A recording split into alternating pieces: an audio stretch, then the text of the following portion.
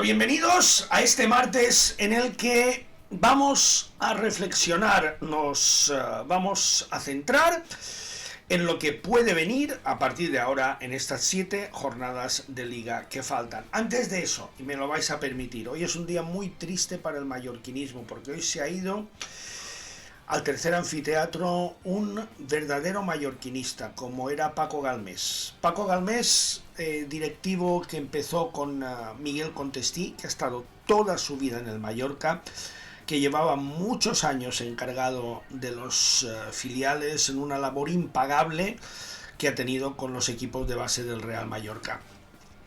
Desde aquí la verdad es que acompañamos en el sentimiento a toda su familia y es una pérdida enorme porque era alguien honrado, honesto, humilde, siempre con una sonrisa en la cara, que para él el Mallorca era toda su vida y de verdad que hoy el club ha perdido a uno de sus más fieles defensores, uno de sus más fieles escuderos, y está ahí arriba con otros muchísimos mallorquinistas, y seguro que el equipo le dedicará la victoria el sábado en el estadio de Gran Canaria ante Las Palmas. Vamos a hablar con Tolo Ramón, vamos a analizar la clasificación, vamos a analizar los 7 partidos que faltan y vamos a hablar también de algunos aspectos tácticos, como por ejemplo si el Mallorca tiene que jugar con Larin y con Muriqui o solo con uno de los dos. Le vamos a preguntar, entre otras cosas, esto a Tolo Ramón. Así que de la mano de Suzuki Technicars, bienvenidos, empezamos.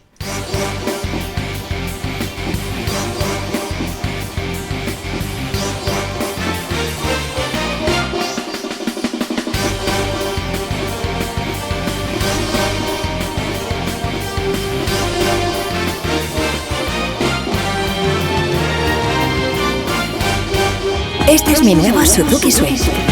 Me avisa si me distraigo. Consume muy poco. Con la etiqueta Eco, entra al centro y aparco en cualquier sitio. Y hasta puedo cerrarlo desde el móvil con Suzuki Connect. Nuevo Suzuki Swift desde 79 euros al mes. Consulta condiciones en suzuki.es. Ya estamos con Tolo Ramón. Tolo, ¿cómo estás? Buenas noches. Hola, buenas noches. Primero tomé unirme a las condolencias de Paco Galmés, que lo conocía personalmente, como tú también sabes. Sí. Los mallorquinistas lo conocíamos Todos. Y unirme a las condolencias para su familia y un día triste para el mallorquinismo cuando se van una de estas personas tan veteranas y que conocíamos todos los mallorquinistas. Y que cuando hablamos de directivos honestos, honrados y que anteponen por encima de todo el amor a su club, nos viene inmediatamente la imagen de Paco Galmés. Ojalá el Mallorca hubiera tenido a lo largo de su historia muchos Paco Galmeses, porque seguramente le hubiera ido mucho mejor. Estoy de acuerdo porque es que además pertenece a una época de estas donde había gente que se involucraba en el club por amor a unos colores. Por amor al arte, efectivamente. Por amor al arte, Y por amor al arte, ¿no? Y esto en el fútbol moderno prácticamente ya no existe. Es impensable. Descanse en paz, Paco Galmés. Vamos a ver todo. Vamos a empezar primero por la clasificación, que aquí está. El Mallorca es octavo con 43 puntos, empatado con el Celta. Tenemos, yo creo que más o menos ya empieza a estar definido más o menos los equipos que van a luchar por esta 7ª y 8ª plaza. Yo creo que el Betis va a ser sexto, el Villarreal va a ser quinto, el Athletic de Bilbao va a ser cuarto y los 3 primeros también están muy claros. Por estas 2 plazas, una plaza de Europa League y otra plaza de Conference, van a estar Celta, Mallorca, Real Sociedad, Rayo y Getafe. De momento hay 4 puntos de ventaja con respecto al Getafe, 3 con respecto al Rayo, 2 más el golaveraje, que este es un dato importante con respecto a la Real Sociedad, y empatados con el Celta, que al contrario de lo que sucede con la Real Sociedad, le tiene ganado el golaveraje al Mallorca. Yo creo que estos, no sé qué opinas tú, pero yo creo que estos más o menos serán, ahora lo tenemos, serán los equipos que van a luchar con el Mallorca por estas 2 plazas, una de Europa League y otra de Conference, que no son lo mismo lo vamos a explicar en este vídeo porque las diferencias son muy importantes de caer en un sitio y caer en otro. Pero yo no sé si ves algún otro equipo que se pueda meter ahí. Tenemos al Sevilla, tenemos a Osasuna, tenemos a un Girona que yo creía que una vez eliminado de la Champions daría un paso adelante. El paso lo ha dado hacia atrás y ojo que no tenga al final problemas de permanencia. Pero por ahí están las cosas. Sí, la última vez que hablábamos incluso poníamos la variable de Osasuna, la posibilidad, pero también... Ha caído mucho, ha caído mucho. Ha caído y la última victoria ha sumado 2 victorias en 18 partidos, así es imposible. Aparte, fuera de casa, Osasuna es un equipo tremendamente vulgar, tremendamente fuera de casa. Hombre, hay otro equipo ahí que ni nos podíamos imaginar que pudiera estar peleando por Europa. Yo creo que la última vez que hablamos, cuando comentábamos los diferentes estadios en primera división, yo te decía que era imposible que bajara, que es el Valencia. El Valencia, siempre lo he dicho, para mí tiene un muy buen equipo el Valencia. Sí. Lo que pasa es que yo no creo que le dé para pelear por Europa.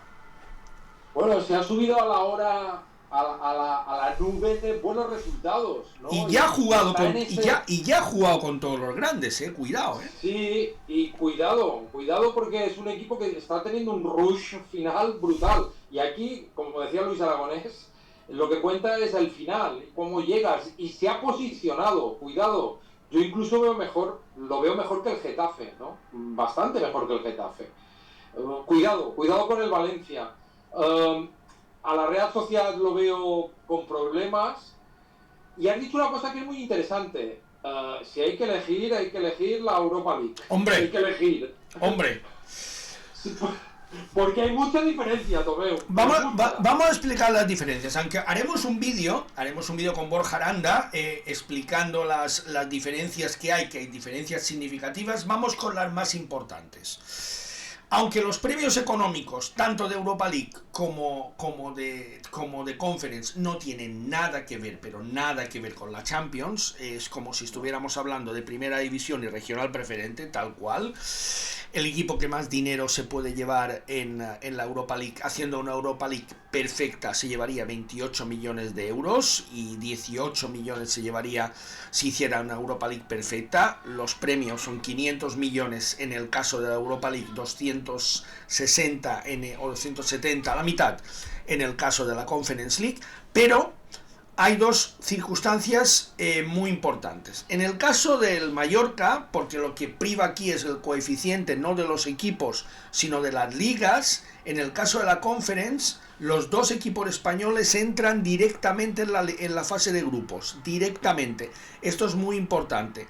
La fase de grupos es una fase idéntica a la que hemos visto este año en la Champions. 4 partidos en casa, 4 partidos fuera, ante 7 rivales diferentes, no se repiten. Esto es la Europa League. Esto es la Europa League. La Conference, vale, tiene una fase previa que el Betis ha tenido que superar a un equipo ucraniano este año. Tiene una fase previa y los grupos no son de 8 equipos, sino que son de 6. Y la principal diferencia, la mayor de todas, también evidentemente es fácil entender que el nivel de los equipos de Europa League es muy superior al nivel de los equipos de Conference, pero la principal diferencia es que el equipo ganador en la Europa League tiene plaza garantizada en la Champions de la siguiente temporada, mientras que el ganador en la Conference lo que consigue es plaza en la Europa League del siguiente año. Creo que más o menos esos son los puntos de principal divergencia entre una y otra competición. Sí, y son importantes. Mucho. Muy importantes. Porque lo principal es que tú te puedes clasificar para la Conference, que como no pases la previa no la juegas. Exacto. No la juegas. Y en la Europa League esto no pasa. Te vas directo a jugar la competición. Por tanto, todos los equipos que clasifican para Conference juegan previa. Por tanto, no tienes garantizado que jugarás la competición europea. Esa es, para mí, la más importante de todas. Te puedes quedar fuera, porque vas a jugar contra un equipo que también la quiere jugar. Claro. Y la diferencia es sustancial. Claro, fíjate el Mallorca como se quedó fuera de una Champions ante el Molde noruego, que lo recuerdo. Vamos, lo recuerdo perfectamente. Perfectísimamente, que era un equipo muy inferior, se empataron los 2 partidos y el equipo se quedó fuera por el valor doble de los goles en campo contrario. Claro, Aquí el peligro es enorme porque tú has confeccionado una plantilla, en teoría, para jugar en Europa que te garantiza 6 partidos y como quedes eliminado en la fase previa te comes la plantilla porque esta fase previa se juega en las últimas semanas de agosto, con lo cual es que te comes la plantilla. Es muy peligrosa esta fase previa de la Europa League. Perdón, de la Conference. Y a mí es una competición que ni me entusiasma ni me gusta. Y te soy sincero, ni la miro.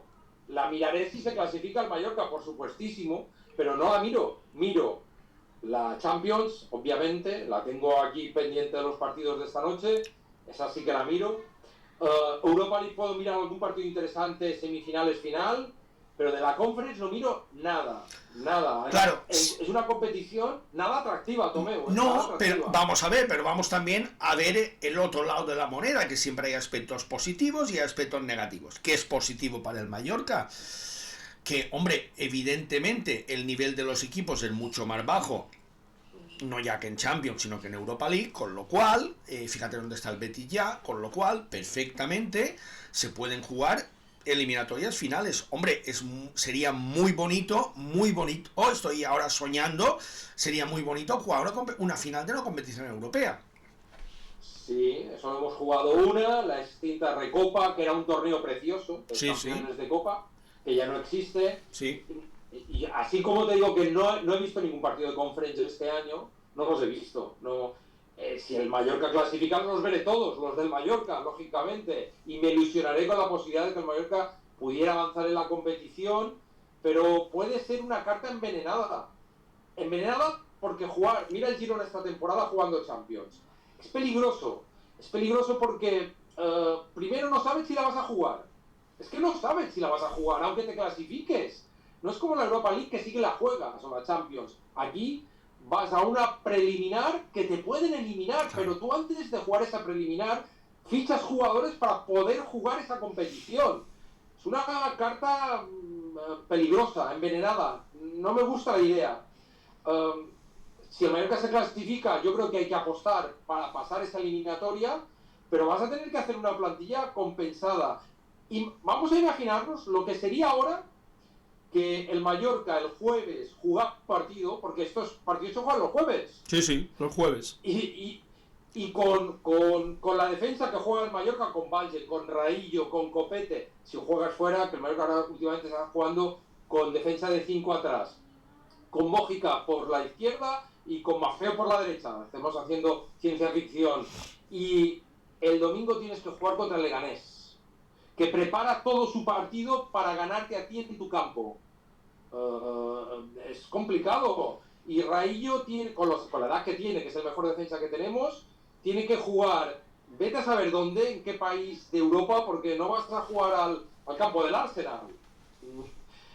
Y después tienes que jugar el partido a cara de perro contra un Leganés que se ha preparado ese partido para ganarte a ti. Es complicada esa competición, Tomeu, es complicada. Claro, lo que pasa es, sí, es cierto, lo que pasa es que yo creo que tú como club estás obligado a crecer y jugar competiciones europeas es muy positivo para cualquier club. Lo que hay que hacer aquí es preparar una plantilla competitiva, una plantilla que sea capaz de estar en 2 competiciones o 3 a la vez. Tenemos al Betis en cuartos de final de Conference, tenemos al Atleti de Bilbao en cuartos de final de Europa League. Y el Betis, fíjate que el Betis está sexto en la liga y está ahí peleando incluso con la posibilidad de disputarle al Villarreal la quinta plaza, que será una plaza Champions, con lo cual, y el Atleti de Bilbao está cuarto. Estamos hablando de 2 equipos que perfectamente han alternado las 2 competiciones. ¿De qué se trata aquí? Se trata de invertir y se trata de preparar una plantilla capaz de disputar 3 competiciones: Copa del Rey, Liga y Conference o Europa League. Insisto, es el desarrollo normal de un club que quiera aspirar a algo. Hay que recordar, has mencionado antes la final de la Recopa de la temporada 98-99, hay que recordar que esa temporada la empezó el Mallorca disputando la Supercopa que la ganó, llegó a la final de la Recopa, fue tercero en la Liga y hasta la última jornada pudo ser segundo, y llegó a cuartos de final de la Copa del Rey, que además le robaron la eliminatoria, creo que fue ante el Celta.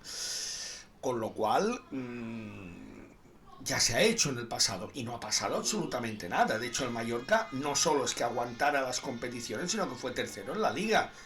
Insisto, ¿de qué se trata aquí? De confeccionar la plantilla. Otra cosa es que la propiedad diga, y ese es otro debate, que la propiedad diga, a mí no me interesa porque mi único objetivo es mantener la primera división y me da absolutamente igual lo demás, y o vamos a renunciar o vamos a ir a lo que salga con la plantilla que tenemos a jugar simplemente la primera fase. Esa es otra, pero yo creo que como crecimiento de club hay que ir a por todas, y la ilusión, vamos a ver, sería un hito para el Mallorca. Insisto, ahora estoy haciendo el cuento de la lechera, porque jugar una final europea, sea de la competición que sea, es muy, muy, muy difícil, porque llega un momento en el que te enfrentas a los equipos italianos, a los equipos ingleses, a los equipos alemanes y a los equipos franceses, que te superan, sobre todo los ingleses, te superan en mucho económicamente. Pero bueno, insisto, si no tienes una ilusión como esta, no le veo sentido a seguir jugando como club en primera división. No, en eso estoy de acuerdo contigo. Eso está clarísimo, que como crecimiento, como proyección internacional, cualquier competición internacional te da un plus que no te da la competición doméstica. Ni la Premier, ni la Liga Francesa, ni la Serie A, ni la Bundesliga, ni la Liga Española. Eso está clarísimo. Ahora bien, para pasar esa previa y para prepararte para la Conference, tienes que preparar la plantilla, y claro, eso es igual a inversión. Claro. Invertir. Hay que gastar dinero para eso, porque el Betis ha gastado dinero, y con el último fichaje que ha hecho más todavía. Es decir, necesitas tener herramientas, y esas herramientas en fútbol es dinero, cuestan dinero, y hay que invertir. Y las inversiones a veces te salen mal y a veces te salen bien. Hay que jugar ese riesgo. Por supuestísimo que sería súper ilusionante. Por supuestísimo que el Mallorca, en cuanto a los abonos, puede cobrar más porque tiene una competición europea y son más partidos, aparte de los derechos de televisión, hay más ingresos, pero los futbolistas pueden jugar un número de partidos determinados. Tú necesitas hacer una inversión, porque lo que sería muy peligroso, y creo que estaremos de acuerdo, Tomeu, es investir esa competición sin invertir. No, mira, con esta plantilla actual, que está muy envejecida, con esta plantilla actual es un suicidio jugar otra competición. Con esta plantilla actual, como has dicho tú, es obligatorio invertir. Es obligatorio, tú no puedes jugar 3 competiciones con jugadores muy por encima de los 30 años. Tienes a Raillo, tienes a Valgen, tienes a Mójica, tienes a Gidarder, tienes a Larin, tienes a Muriqui, tienes a Don. Son muchos, a Dani Rodríguez. Son muchos jugadores por encima de los 30 años, algunos superando los 35. Tú ahí necesitas 4, 5, 6 jugadores jóvenes de nivel para darle un nivel competitivo a la plantilla. Doy por hecho, porque ya sería el colmo, doy por hecho que esto se va a hacer. Lo doy por hecho. Claro, es que si lo hemos vivido esta temporada, el Mallorca no ha jugado competición europea, pero ha tenido internacionales.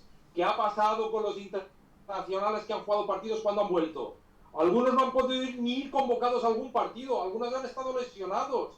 Esto es fruto diario después, o semanal, con estas competiciones europeas. No, si no inviertes es un suicidio. Invirtiendo te puede pasar lo que ha pasado al Girona. Sí, sí. Y es difícil, y hay que apostar. Sin invertir es un suicidio. Efectivamente. Es un suicidio que te puede salir fatal. Pero como tú dices, no inviertes, te quedas como estás, y fíjate lo que le ha pasado a Muriqui, se ha lesionado 2 veces ya con la selección.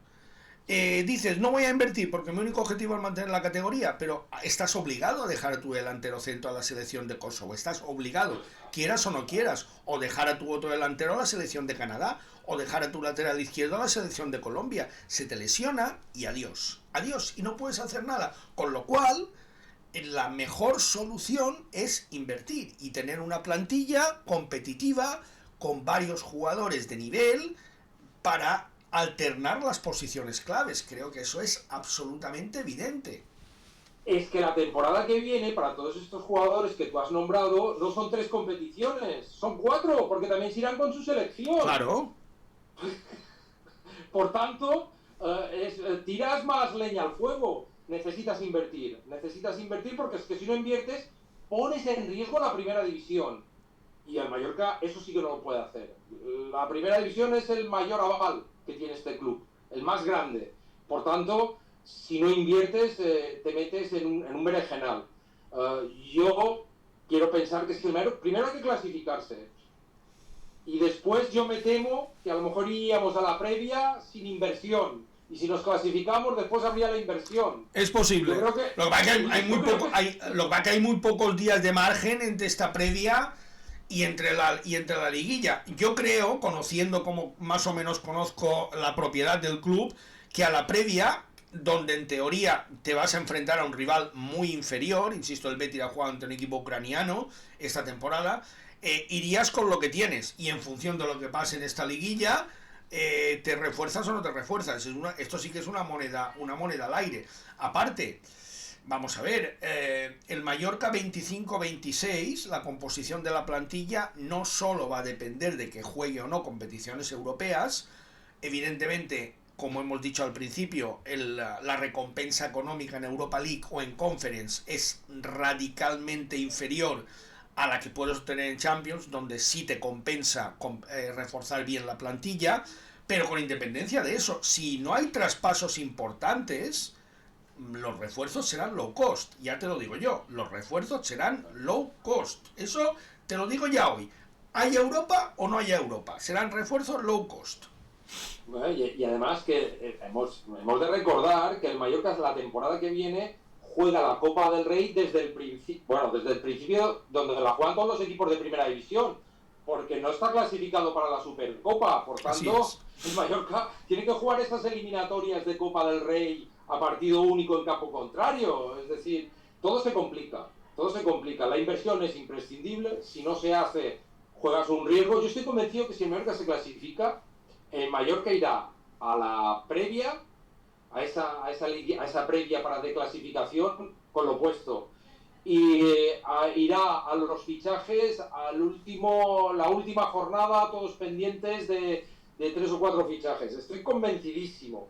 Dicho esto, hay que clasificarse, son 2 pasos. Primero clasificarte en Liga y después clasificarte para la previa, ese partido que se juega. Si no es Europa League, que si es Europa League, la competición todavía más dura. O sea, nos hace a todos muchísima ilusión. Pero yo no descartaría incluso, si el Mallorca juega, tú sabes que me gusta mucho viajar, ir fuera y ver algún partido del Mallorca por Europa, me encantaría. Pero sin poner en riesgo la primera división, sin poner en riesgo eso. ¿Tú eres optimista de estas 7 jornadas que faltan? Son 4 partidos fuera de casa, desplazamientos en teoría difíciles, Barcelona-Girona seguidos ahora, luego al Santiago Bernabéu ante el Real Madrid y finalmente al campo del Rayo Vallecano en la última jornada. Claro, son difíciles a priori, y me explico. Evidentemente el partido ante el Barcelona será muy complicado porque el Barcelona no va a ser campeón todavía y va a estar metido en Champions, y va a ser un partido complicado. Va a ser además a pocos días de la final de la Copa del Rey ante el Real Madrid. El partido ante el Girona, vamos a ver qué pasa. Yo veo al Girona muy mal, en un agujero negro muy peligroso. No es la primera vez que el Girona baja haciendo una segunda vuelta desastrosa, no es la primera vez. No. El partido ante el Real Madrid, que parece inabordable a priori. Ojo, porque vamos a ver cómo está el Real Madrid en ese momento, porque quizás no se juega nada, o quizás se juega mucho, no lo sabemos. Y el último partido ante el Rayo, quizás ese partido puede ser una final para los 2 equipos, o quizás uno de los 2 ya no se juega nada. Claro, ahora estamos mucho en el territorio de la hipótesis, no sabemos, insisto, salvo el primer desplazamiento ante el Barcelona, que seguro que va a ser complicado, aunque insisto, es en la semana previa a la final de Copa del Rey. El partido es el martes y la final de Copa del Rey es el sábado. Bueno, vamos a ver. En cambio, en casa, Leganés, que me parece complicado, va a ser un equipo difícil, duro, porque viene aquí a jugársela. está en posiciones de descenso. El Valladolid es un partido que se tiene que ganar sí o sí. Jugar al Valladolid el lunes en el Metropolitano y el desastre defensivo del Valladolid es inmenso. No creo que haya laterales en primera división peores que Enrique. Sinceramente no lo creo. Y luego viene el Getafe, que posiblemente tampoco se juegue nada. Claro, es que no sabemos. No sabemos. Nunca se sabe. A ver, soy optimista, pero también realista. Barça y Madrid fuera de casa, aunque el Madrid veremos cómo llega, es el Madrid, es el Bernabéu. Allí hemos visto de todo, desde todo, y es casi imposible ganar en el Bernabéu. Si no se juega nada todo, yo he visto muchos partidos que el Madrid no se juega nada, bajan el acelerador, ya no hace falta que intervenga el árbitro como interviene cuando sí necesitan los puntos. Mira, yo recuerdo una temporada en la que a falta de 2 jornadas Osasuna estaba en posiciones de descenso 4 puntos por debajo de la salvación, 4 puntos, y tenía que jugar las 2 últimas jornadas ante Barcelona y Real Madrid. Ganó los 2 partidos, porque no se jugaban nada, ni Barcelona ni Real Madrid, y el que bajó fue otro equipo. O sea, para que veas que, claro, sí. La competición al final, el factor suerte es fundamental, porque tú pillas al Madrid o al Barça en partidos de exigencia máxima para ellos, es imposible. Los pillas con la guardia baja, que no se juegan absolutamente nada, y seguramente es un partido mucho más fácil que si te enfrentaras al Leganés, al Celta o a quien quieras. Es curioso, claro, pero es así. Claro, y es que además, imagínate el último partido contra el Rayo, que los dos nos juguemos la posición de conference. Mira, nos traería viejos recuerdos con el Rayo, con eliminatorios que han ido bien y que han ido mal, ¿no? Pero son difíciles. Ahora el Mallorca, de los 3 partidos, tiene 2 contra 2 equipos que luchan por abajo y otro que se juega el título. Yo lo de Barcelona lo veo muy difícil. Muy difícil, porque en juego está el título. Lo que sí que es verdad es que el Barça tiene la ventana de jugar la final de Copa. Y también tiene a las puertas el título de Liga. El Madrid está a 4 puntos, creo que son 4 puntos. El golaveras directo, yo creo que el Barça lo tiene ganado, porque el Madrid le tendría que meter 5, y eso es casi imposible. Pero yo las 2 salidas de Barça y Madrid las veo difíciles. Quiero ver cómo responde el Mallorca con estos 2 partidos contra equipos que se juegan la primera división. Uno, el Girona, que sabemos es el equipo de primera división que más goles encaja de contraataque, porque no cambia la manera de jugar, y tiene balón y lo caza. Creo que son 20 goles de contraataque el Girona, es el equipo de primera que más encaja, más que el Valladolid, de contra. Y ya veremos. Y en medio tenemos este partido del Barça. Estos 3 partidos nos van a abrir mucha luz. Y después, ya sabes lo que pasa con el Mallorca, con los colistas. Sí, lo que pasa es que yo el Valladolid lo veo desahuciado, no lo siguiente, Ya. Pero ayer marcó un gol de penalti y uno de falta. Sí, pero un penalti que ni provoca él, porque es una mano que hace la ingleta absurda, y el saque de falta es un gol en propia puerta de Gallagher. Es que ni tiró. Vamos, sí. Se le apareció a la Virgen 2 veces.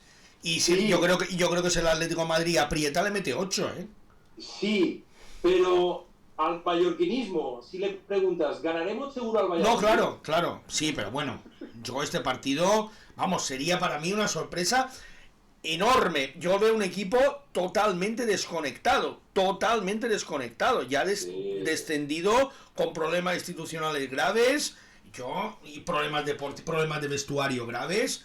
Un equipo totalmente desconectado. Si el partido se juega en Zorrilla, te diría, bueno, están ante su público, tienen más o menos que dejar que defender su dignidad, pero jugándose en Palma, yo esos 3 puntos los veo claros. Para mí, el partido más complicado es el del sábado ante el Leganés. Es un partido complicado este. Es difícil. El Leganés se juega muchísimo. A mí Cruz es un jugador que me encanta. Sí, hay varios jugadores que me gustan a mí allí. Sí. es un jugador que me encanta, con desequilibrio, desbordante, a veces lo saca como revulsivo, es profundo. Es un poco una incógnita. Todo pasa además. Últimamente el Mallorca fuera de casa juega con 5 atrás y en casa juega con 4. Pero fuera con 5 parece que jugamos mejor que con 4 aquí. Es una cosa rara. Fíjate, las críticas que se llevó Aguirre por jugar con 5, decían que Arrasate no jugaba nunca con 5, lleva toda la segunda vuelta jugando con 5, para que veas. Sí, sobre todo fuera de casa. Y además es que fuera de casa con 5 hay ratos que juega mejor que en casa con 4. Sí. Y dices... Porque me cansé el año pasado de repetir que no es que tú juegues con 5, no significa que tú seas más defensivo, que tú eres defensivo en función de dónde sitúas a tus laterales o tus carrileros y en función de dónde vas a presionar al equipo contrario. Eso es lo que marca si tú eres ofensivo, ¿no? Y de hecho puse el ejemplo del Madrid de Toshak, que jugaba con 5 atrás y que marcó más de 100 goles en la liga. Jugaba con 5 atrás. Me cansé de repetirlo el año pasado, pero no. El mantra de con 5 defensivo, con 5 defensivo, con 5 defensivo. Fíjate, este año, todos los que decían que Arrasate nunca jugaba con 5, ¿ahora qué pasa? Sí, todos los partidos fuera... Creo que empezó en Villarreal, sí. Ahora esto... Y toda la segunda vuelta. Llevamos prácticamente toda la segunda vuelta jugando con defensa de 5 fuera de casa. Sí, el próximo partido fuera de casa jugaremos con 5, es el campo del Barça. Vamos. Jugaremos con 5 y con el doble pivote defensivo. Eso yo no lo critico, porque en el campo del Barça o del Madrid tienes que intentar defenderte como puedas, sí, y está después claro. ya veremos, ¿no? Pero parece ser que vamos a ese camino. Defensa de 5 fuera y defensa de 4 en casa. Parece ser que Muriqi y Larin no jugarán juntos porque mete o a Larin o a Muriqi. Bueno, de momento Muriqui estará como mínimo 3 semanas más sin poder jugar.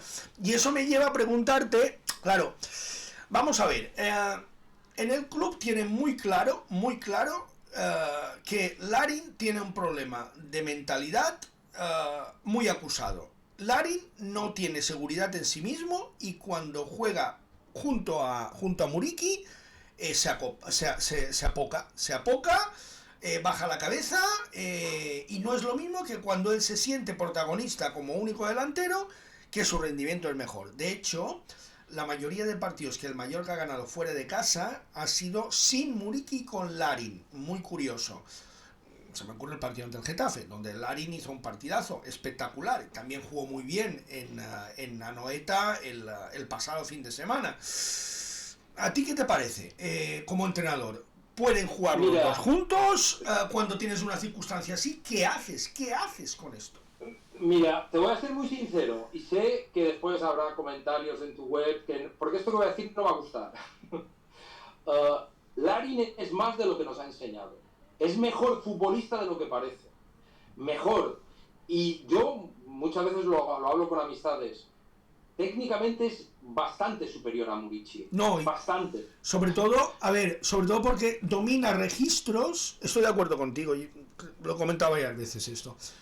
Lo que pasa es que el problema de Larin es mental. El problema de Larin es claramente mental. Pero Larin es un jugador que te da registros que Muriqi es imposible que te dé. Los desmarques de ruptura de Larin, por su velocidad, es imposible que te los dé Muriqi. Absolutamente imposible. Es un jugador que a mí, y voy a decir algo que también va a ser impopular, yo preferiría traspasar a Muriqi antes que a Larin. No solo porque para mí tiene mejor registro como jugador, te da más alternativas Larin, sino porque yo a Muriqi lo veo un jugador, lleva muchos días de lesión en el Mallorca, porque lleva varias lesiones seguidas, y la lógica, el sentido común, me hace pensar que cuanto mayor se haga, más lesiones musculares tendrá. Con lo cual, para mí, el momento de traspasar a Muriqi es este verano, sacarle un dinero que se le puede sacar y fichar otro delantero de otras condiciones que no tiene el Mallorca, un segundo punta, un delantero más rápido, un delantero más hábil, y quedarte con Larin. Yo me quedaría con Larin una tercera temporada. Eso probablemente sería lo que haría el Oporto. Esto que tú has dicho ahora sería lo que haría el Oporto, ¿no?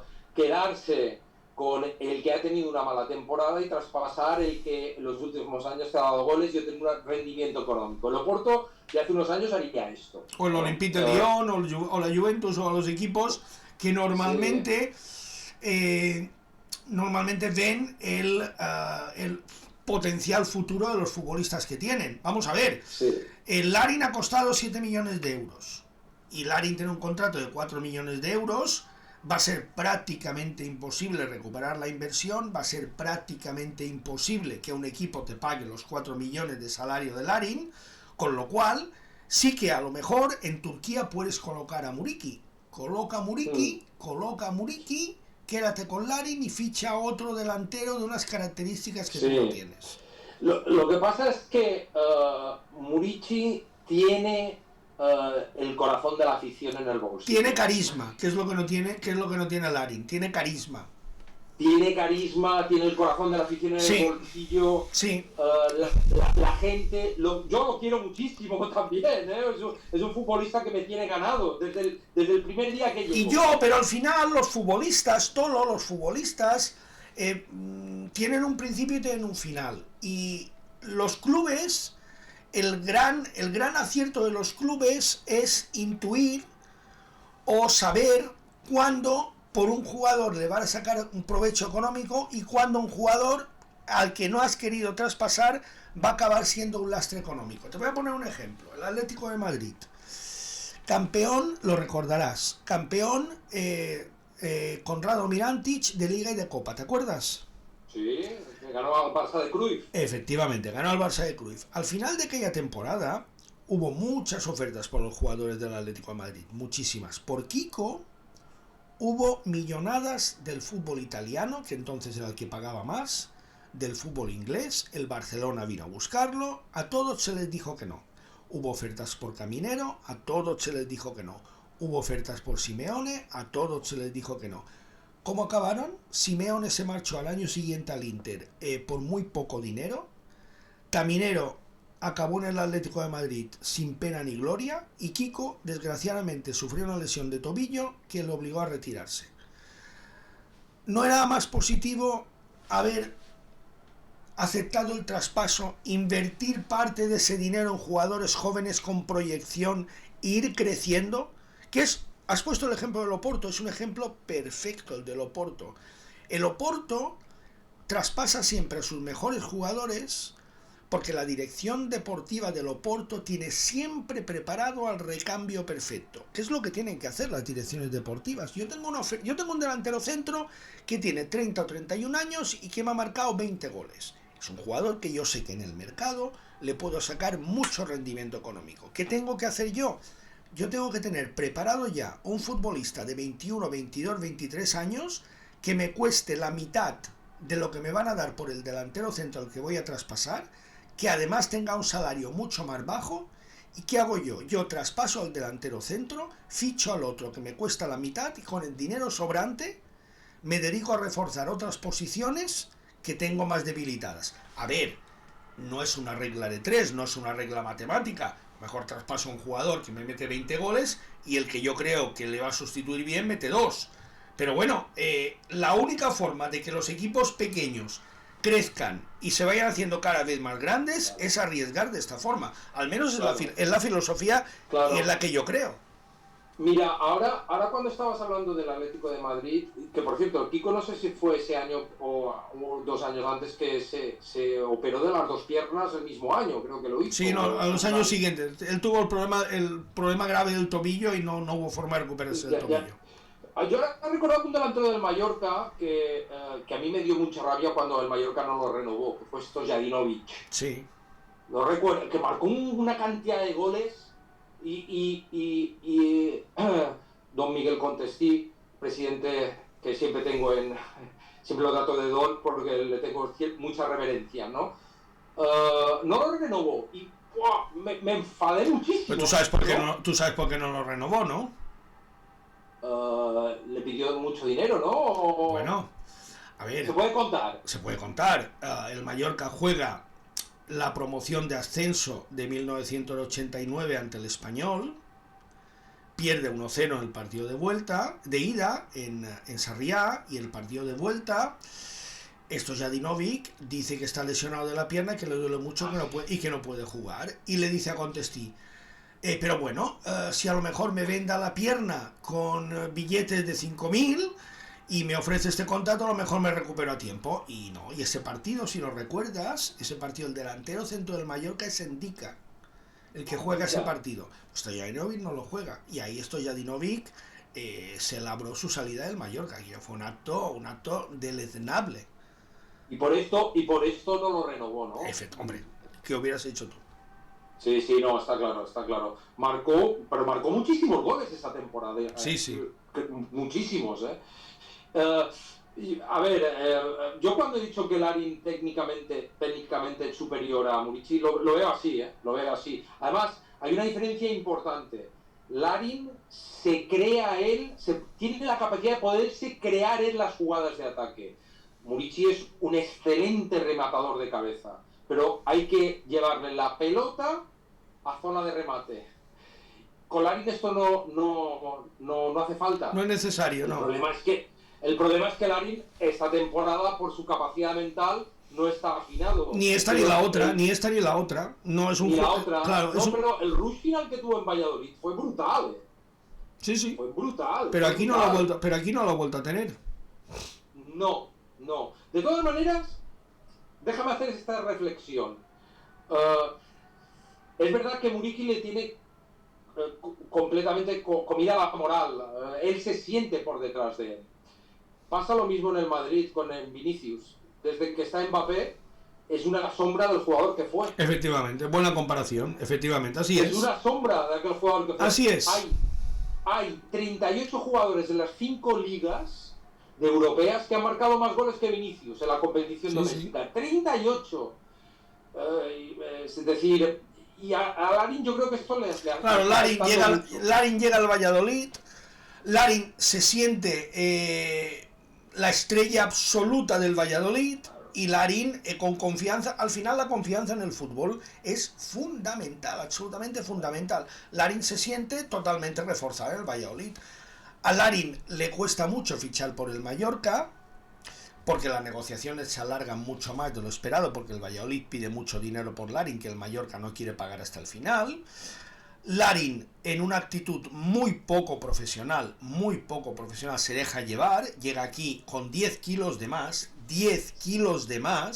que es muy fuerte, se le tiene que imponer un plan de entrenamientos y un plan de nutrición personalizado para perder ese sobrepeso de la forma más rápida posible, pero ya empiezas muy mal, empiezas una rueda muy mala, y sobre todo lo que se encuentra Larin es una competencia que no tenía en el Valladolid, una competencia que le desplaza a jugar en la banda, que no le permite jugar como delantero centro, que es su posición, y ahí Larin no se acaba de adaptar de ninguna de las formas. Falla ocasiones, seguramente por falta de seguridad, porque recuerdo fíjate que el partido del año pasado, este mismo partido que se jugó el sábado, el año pasado el Mallorca tuvo 20 veces más oportunidades que el sábado pasado, y el partido lo perdió porque Larin falló 4 mano a manos ante Remiro, 4.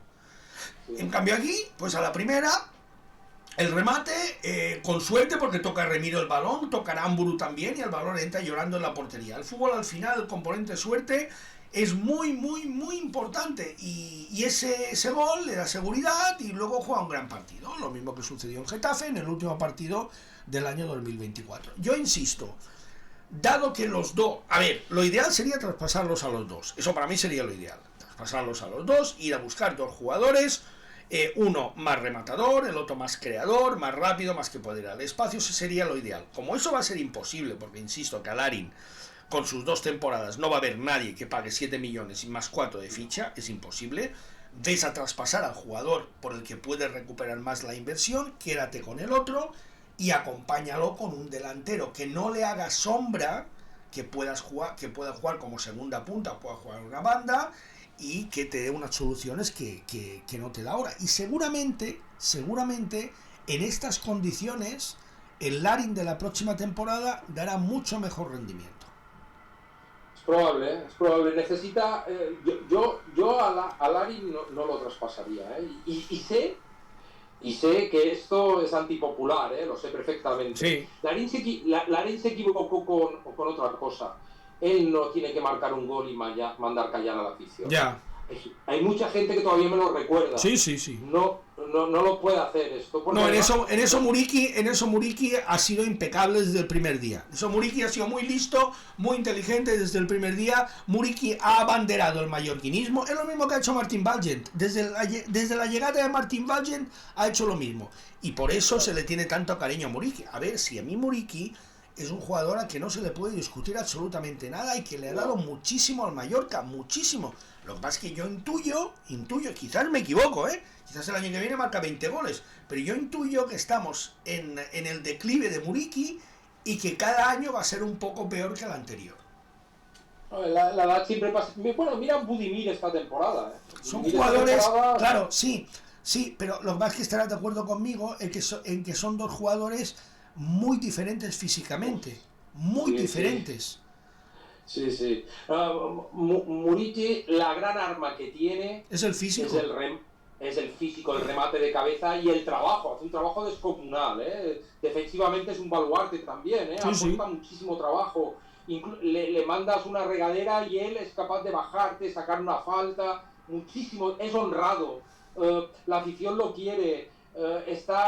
Aparte ha tenido un pasado que te llega cuando te lo cuenta. A mí me lo contó en una entrevista. La guerra, tener que salir de casa y su madre que le dijo no, nos vamos a la playa, y es que las bombas caían en la puerta de su casa y él era un niño y todo esto hace son cosas que llegan a la afición. Claro. El gesto de pirata cada vez que marca, la lucha, la entrega, esa conexión. No hay tantos delanteros que la han tenido en el Mallorca, Esa conexión existe. Y Larin no la tiene, Tomeu, no la tiene. No. Todo lo que llevamos casi 50 y todo lo mañana además, voy a descubrir un pequeño secreto, todo lo mañana se va a la ciudad en la que el Mallorca jugó su primer partido oficial de liguilla de Champions. Primer partido oficial de liguilla de Champions. Se va a Atenas. Ahí jugó contra el Panathinaikos. En un partido en un campo infecto en el centro de la ciudad, que recordaré siempre, con Karagunis, que era la gran estrella del Panathinaikos. El Mallorca perdió 2-0. Había ganado 1-0 en la primera jornada al Arsenal. Y fue una verdadera pena porque ese partido se perdió, bien perdido además, porque fue muy superior el Panathinaikos, fue mucho más agresivo y fue a por el partido desde el minuto 0. Aún lo recuerdo. Te lo vas a pasar bien y sobre todo en Atenas vas a comer pero que muy bien, seguro. Espero disfrutarlo hoy con la mujer y unos amigos, y no voy a ver ningún partido griego, de fútbol griego, y desconectar y pasar la Semana Santa por allí, Tomeu. Todo, un abrazo, muchísimas gracias. Creo que hemos hecho un repaso muy extenso de lo que es la actualidad del Mallorca, la actualidad de la Liga y ese gran debate que tenemos ahora en Muriqui o Larin. Vamos a ver qué es lo que pasa. Un abrazo, Tolo. Un abrazo, Tomé. Un placer siempre hablar de fútbol contigo. Muchas gracias. Con Tolo Ramos hemos compartido pues casi una hora, casi 50 minutos de charla. Yo creo que ha sido muy interesante. Dejadnos en los comentarios en los que estáis de acuerdo y en los que no. Yo sé que va a haber mucho debate en cuanto a si Larin sí, Larin no, Muriqui sí, Muriqui no. Pero bueno, esto es el fútbol. En el fútbol nada es seguro, todo es cambiante y al final lo único que depende del fútbol es de que la pelotita entre o no entre. Es lo único que interesa. Gracias por haber estado con nosotros y hasta el próximo vídeo.